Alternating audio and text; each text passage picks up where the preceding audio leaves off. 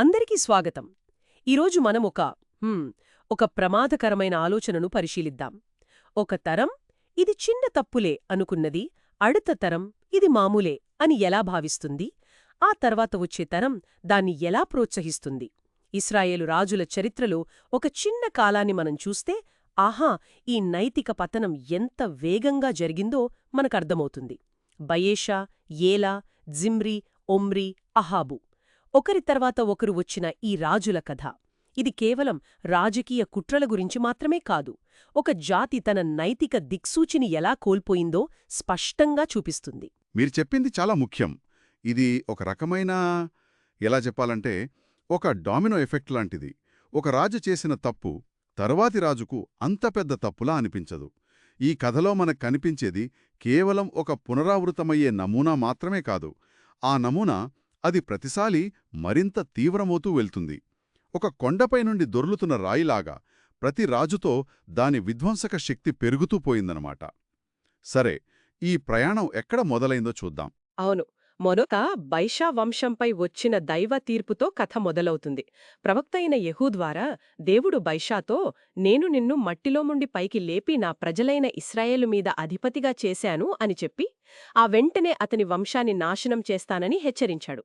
అంటే ఒక పక్క దేవుడే రాజుగా చేశానని చెబుతూ మరోపక్క అంత కఠినమైన తీర్పు ఇవ్వడం ఎందుకలా? యెరోబాము చేసిన పాపాన్ని ఇతను కాపీ కొట్టడం అంత పెద్ద నేరమా?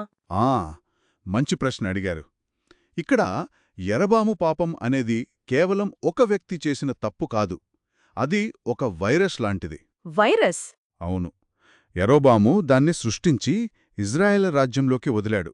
ఆ తర్వాత వచ్చిన ప్రతి రాజు రోగనిరోధక శక్తి లేనట్టుగా దానికి సులభన బలైపోయారు. ఆ పాపమేమిటంటే, ప్రజలు యెరూషలేములోని అసలైన దేవాలయానికి వెళ్లకుండా ఉత్తర రాజ్యంలోనే 2 బంగారు దూడలను ప్రతిష్ఠించి, ఇవే మిమ్మల్ని ఐగుప్తు నుండి విడిపించిన దేవుళ్ళు అని చెప్పడం. అది దేవుని స్థానంలో మరొకదాన్ని పెట్టడం. బయెషా ఆ వైరస్ను అరికట్టడానికి ప్రయత్నించలేదు, పైగా దాన్ని మరింత వ్యాప్తి చేశాడు. అందుకే దేవుని కోపం అంత తీవ్రంగా ఉంది. ఆ తీర్పులో ఉన్న ఒక మాట చాలా చాలా భయంకరంగా అనిపిస్తోంది. బయెషా వంశానికి చెందిన వారి మృతదేహాలను కుక్కలు పక్షులు తింటాయని చెప్పబడింది. ఇది ఎందుకంత ఘోరమైన శిక్షగా భావించాలి? ఎందుకంటే ఆ కాలపు సంస్కృతిలో మరణానంతరం గౌరవప్రదమైన సమాధి జరగడమనేది అది ఒక వ్యక్తి జీవితానికిచ్చే అంతిమ గౌరవం. ఓ అవును, దాన్ని ఒక వ్యక్తి జీవితానికి సరైన ముగింపుగా భావించేవారు. అలా కాకుండా ఒకరి శరీరాన్ని జంతువులు పీక్కు తినడమనేది ఊహించడానికే భయంకరమైన అవమానం. అది దేవుని శాపానికి ఒక బహిరంగ గుర్తనమాట. అంటే నీ జీవితం మాత్రమే కాదు, నీ జ్ఞాపకం కూడా అవమానానికి గురైందని చెప్పడం. అంటే వారి పేరు ప్రతిష్టలు పూర్తిగా మట్టిలో కలిసిపోయినట్టేనా? ఖచ్చితంగా. అది కేవలం భౌతికమైన ముగింపు కాదు. అర్థమైంది. సరే, బాయిషా తర్వాత అతని కొడుకు ఏలా రాజయ్యాడు, కాని 2 ఏళ్లే. అతని ముగింపు చాలా నాటకీయంగా జరిగింది. ఏలా తన గృహ నిర్వాహకుడి ఇంట్లో తాగి మత్తులో ఉన్నప్పుడు చంపబడ్డాడు. ఇది కేవలం ఒక వ్యక్తి బలహీనతనా, లేకపోతే రాజు తన బాధ్యతల పట్ల ఎంత నిర్లక్ష్యంగా ఉన్నాడో చూపించే ఒక పెద్ద సూచన? ఇది కేవలం వ్యక్తిగత బలహీనత కంటే చాలా పెద్దది. ఆలోచించండి, రాజధానిలో రాజు తన సేనాధిపతులతో కాకుండా ఒక గృహ నిర్వాహకుడింట్లో తాగుతూ ఉన్నాడంటే రాజ్య పరిపాలన గాలి కొదిలేసినట్టే. సరిగ్గా అదే. రాజు యొక్క అజాగ్రత్త, ఆ నిర్లక్ష్యం మొత్తం రాజ్యంలో ఒక బలహీన వాతావరణాన్ని సృష్టిస్తుంది. కుట్రలు చేయడానికి అదే సరైన సమయం. అతని సేనాధిపతి జిమ్రీకి అదే సరైన అవకాశంగా కనిపించింది. ఏలా మత్తులో ఉన్నప్పుడు జిమ్రీ లోపలికి చొరబడి అతన్ని చంపేశాడు. అంటే బయేషా వంశంపై వచ్చిన దైవతీర్పు ఇలా ఒక సిగ్గుమాలిన హత్య ద్వారా నెరవేరిందనమాట. అవును, ఒక అంతర్గత కుట్ర ద్వారా. జిమ్రీ అధికారం చేపట్టిన వెంటనే ఆ ప్రవచనాన్ని నెరవేర్చడానికి తానే పూనుకున్నట్టున్నాడు.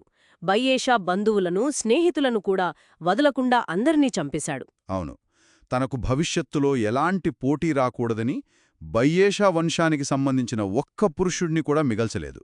అతను దేవుని తీర్పును నెరవేరుస్తున్నాడనుకున్నాడో, లేక తన అధికారాన్ని సుస్థిరం చేసుకోవడానికి దాన్ని ఒక సాకుగా వాడుకున్నాడో మనకు తెలీదు.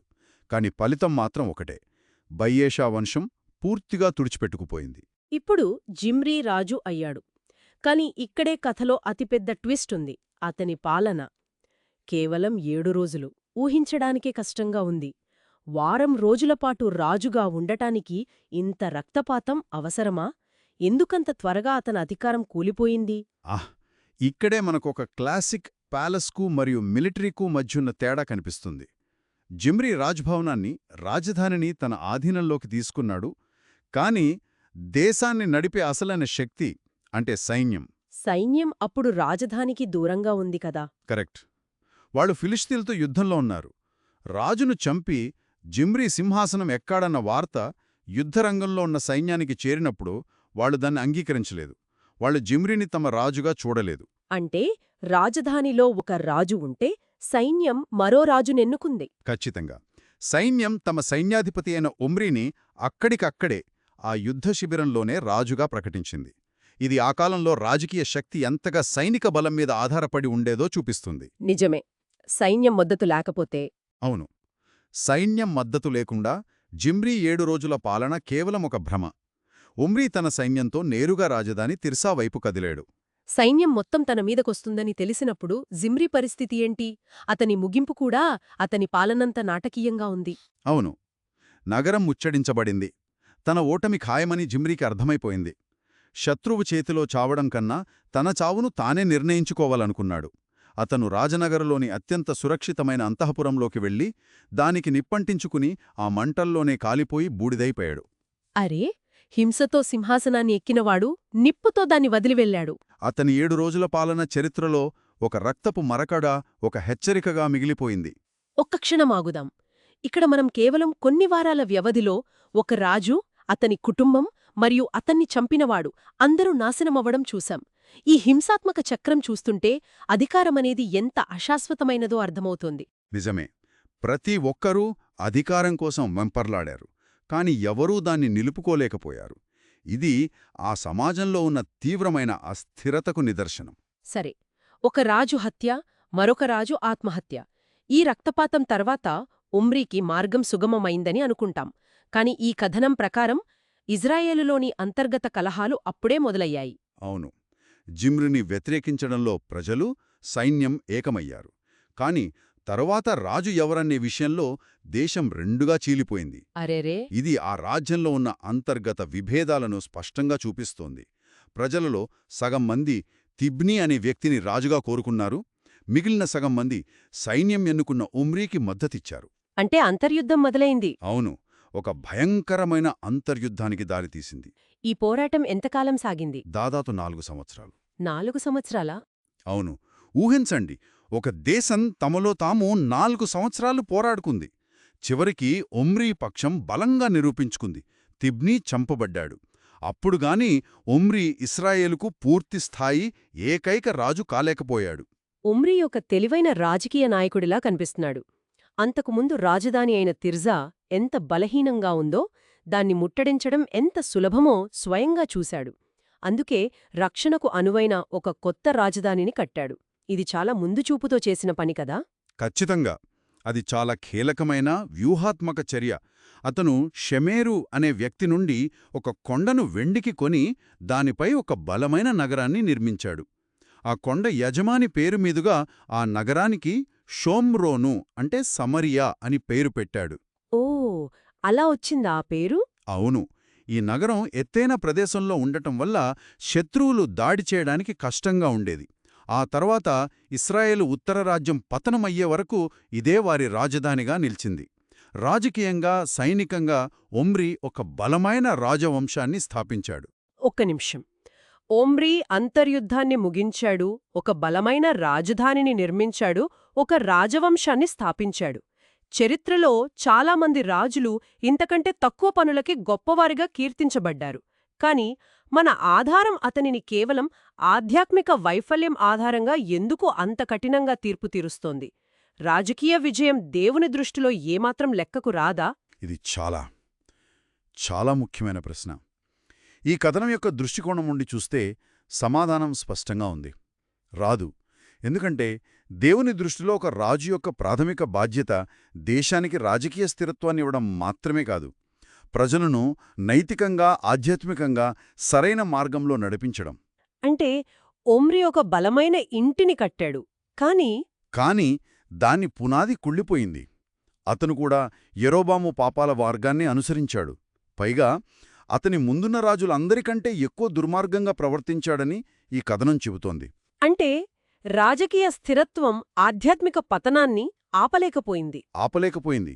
నిజానికి దాన్ని మరింత తీవ్రం చేసింది. కథలో ఒక మాట ఉంది, అది వింటేనే ఒళ్ళు జలధరిస్తోంది. యెరోబాము పాపాలు చేయడం ఇతనికి ఒక స్వల్ప సంగతిగా అనిపించింది. అంటే ఇంతకుముందు రాజులు చేసిన మహాపాపం ఇతనికి ఒక చిన్న విషయంలా అనిపించిందట. ఇది ఎలా సాధ్యం? ఒక తరం చేసిన పాపం ఆడత తరానికి ఇంత మామూలు విషయం ఎలా అవుతుంది? ఇక్కడే మనం మొదట అనుకున్న నార్మలైజేషన్ ఆఫ్ సిన్, అంటే పాపం సాధారణమైపోవడం అనే ప్రక్రియ పతాక స్థాయికి చేరింది. యెరోబాము బంగారు దూడలను ప్రతిష్ఠించినప్పుడు అది ఒక పెద్ద తిరుగుబాటు. బయెషా దాన్ని కొనసాగించినప్పుడు అది రాజనీతిగా మారింది. ఉమ్రీ కాలంలో అది అలవాటుగా మారింది. ఇప్పుడు అహాబొచ్చేసరికి అది ఎంత సాధారణమైపోయిందంటే దాన్ని ఒక పాపంగా కూడా పరిగణించడం మానేశాడు. అది ఎప్పటినుండో ఉన్నదే కదా అనే ధోరణి. అవును, ఈ నిర్లక్ష్యం అతన్ని ఇంకా ఘోరమైన పనులు చేయడానికి పురుకొల్పింది. ఆ ఘోరమైన పనులేమిటి?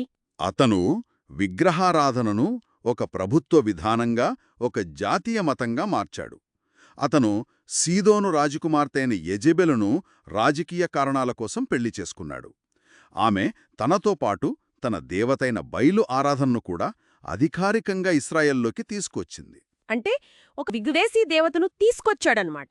అవును, అంతేకాదు, అహాబు తన కొత్త రాజధాని షోమ్రోనులోనే బయలుదేవతకు ఒక పెద్ద ఆలయాన్ని, బలిపీఠాన్ని కట్టించాడు.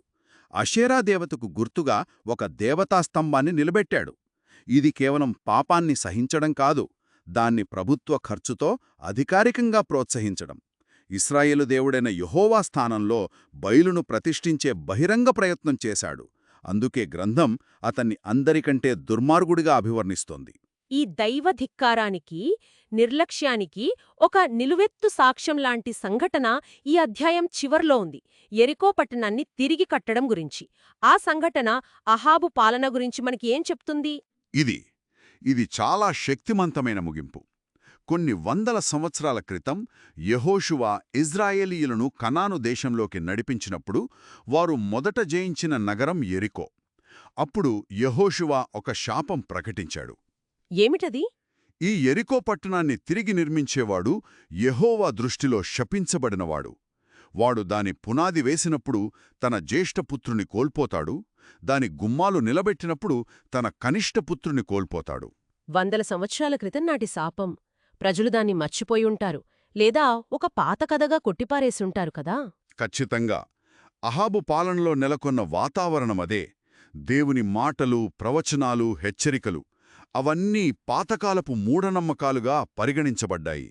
ఆ సమయంలో బేతేలుకు చెందిన హియేలు అనే వ్యక్తి ఆ శాపాన్ని ధిక్కరించి యెరికోను తిరిగి నిర్మించడానికి సాహసించాడు.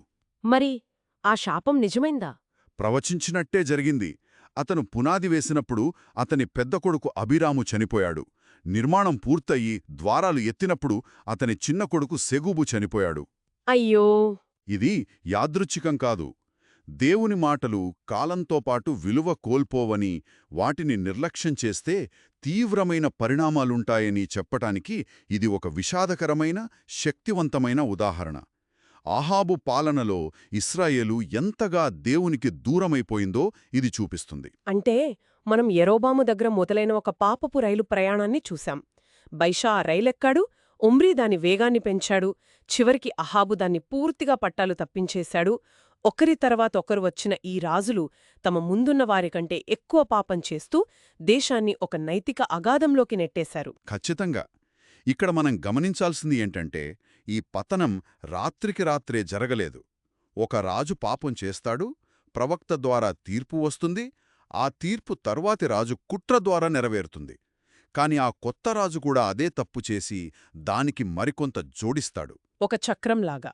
అవును, ప్రతి తరంలోనూ ఇంతే కదా, పర్వాలేదు అనుకున్న చిన్న చిన్న రాజీలు చివరికి ఒక జాతి తన ఆత్మను అమ్ముకునే స్థాయికి ఎలా తీసుకెళ్లాయో ఈ కథ స్పష్టంగా చూపిస్తుంది.